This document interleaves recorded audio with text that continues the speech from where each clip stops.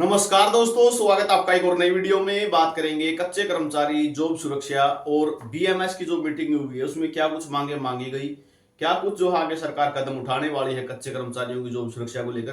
Complete जानकारी इस video में मिलेगी और चैनल पर नए हैं तो चैनल को सब्सक्राइब जरूर कर लेना। और अगर आप जॉब सिक्योरिटी के दायरे में आ रहे हैं तो व्हाट्सएप ग्रुप अपना लिंक डिस्क्रिप्शन में है, उसको ज्वाइन कर लेना। सभी कर्मचारी वहां पे जुड़े हुए हैं। तो बात कर लेते हैं क्या कुछ जो है मीटिंग के अंदर रहा, क्या कुछ आगे जॉब सिक्योरिटी पे होने वाला है।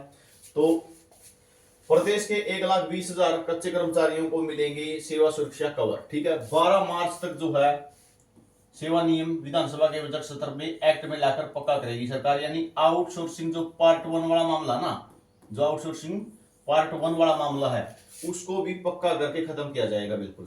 ठीक है, मुख्यमंत्री नायब सिंह सैनी के साथ भारतीय मजदूर संघ की वार्ता में 12 मांगों पर सहमति बन गई है भाई। ठीक है, जो बीएमएस की मीटिंग हुई है उसमें 12 मांगों पर सहमति बन गई है।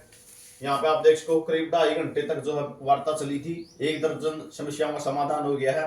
1,20,000 कच्चे कर्मचारियों को जो है भविष्य सुरक्षित करने के लिए कानून लाया जाएगा। कानून लाने का मतलब क्या है, सीएम साहब के पास भेज रखी है फाइल और उस पर अप्रूवल होना बाकी है।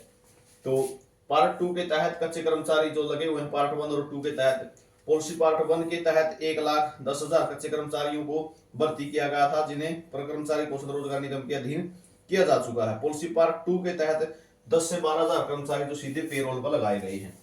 तो मजदूर संघ की प्रतिनिधिमंडल के साथ वार्ता हो चुकी है और 12 मांगों पर जो है इस पे सहमति बन चुकी है। 12 मार्च तक सेवा नियम बना दिए जाएंगे। यानी जो फाइल भेज रखी है, ठीक है, यानी जो सचिव ने जो है अपने डॉक्यूमेंट भेजे हैं सीएम साहब के पास, उनपे भी 12 मार्च तक सहमति बन जाएगी। विधानसभा के बजट सत्र में पास कराते हुए कर्मचारियों को लागू कर दिया जाएगा। जो ये नियम है ये लागू कर दिए जाएंगे जल्द ही और सरकार से भी कच्चे कर्मचारियों को 58 साल तक जॉब सिक्योरिटी दे देगी।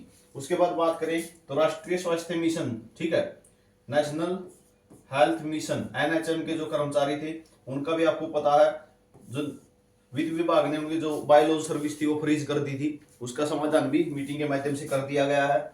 और इस पर मुख्यमंत्री ने कहा है कि बैठक कर प्रत्येक समस्या का समाधान निकाला जा सकता है।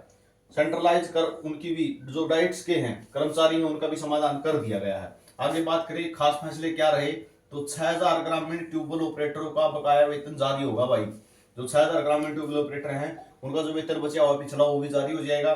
चीनी मिलों में 1,200 कर्मियों के 7वें वेतन आयोग का बकाया एरियर करीब 24 करोड़ रुपए जारी हो जाएंगे। पैक्स के जो कर्मी हैं 10% केंद्रीय सहकारी बैंकों में पदोन्नति का लाभ देने का संबंधी पत्र जल्द जारी कर दिया जाएगा। 10% प्रमोशन दिया जाएगा भाई। वो खेतड़ा व यमुनानगर के 22 बिजली कर्मियों की आज ज्वाइनिंग कराने का भरोसा दे दिया गया भाई। आज ज्वाइनिंग करा जाएगी इनकी। 5 मार्च को होगी बैठक। इस समय पर 11,001 रुपए की राशि न्यूनतम वेतन के रूप में मिल रही है।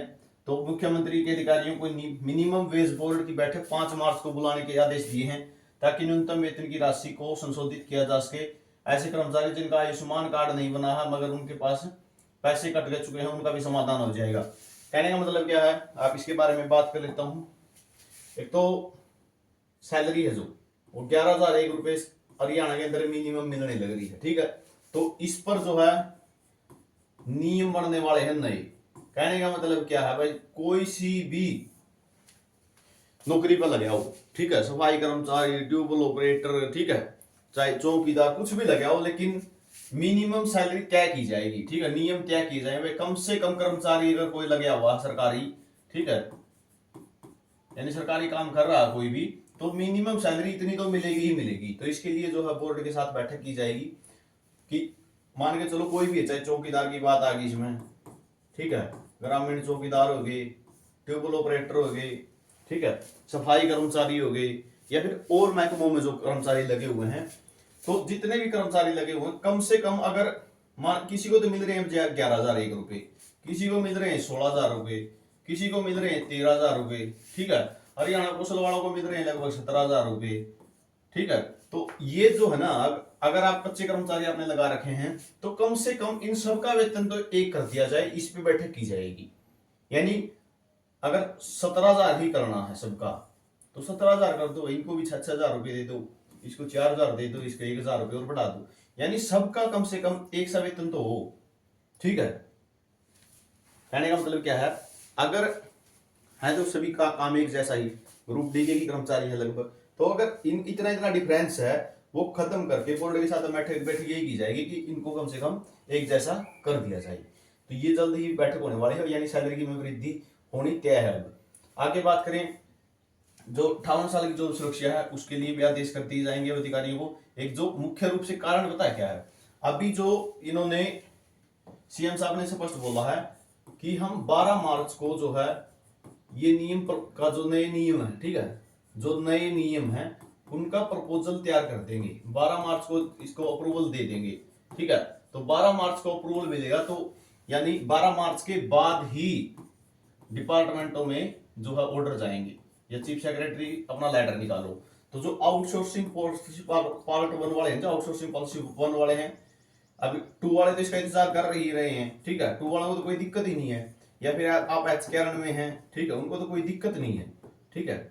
HK में है या फिर आउटसोर्सिंग पॉलिसी पार्ट 2 में, उनको तो कोई दिक्कत नहीं, लेकिन आउटसोर्सिंग पॉलिसी पार्ट 1 वाले बचे हुए हैं। तो जब नियम चले जाएंगे तो तीनों को इकट्ठा करके ही जॉब सिक्योरिटी देने का काम शुरू कर दिया जाएगा, ठीक है। तो अब तक थोड़े दिन और आपको इंतजार करना पड़ सकता है जॉब सिक्योरिटी के लिए। ये जानकारी रहेगी, हर अपडेट मिलेगी। चैनल को सब्सक्राइब कर लेना। वीडियो आपने देखने के लिए बहुत बहुत धन्यवाद।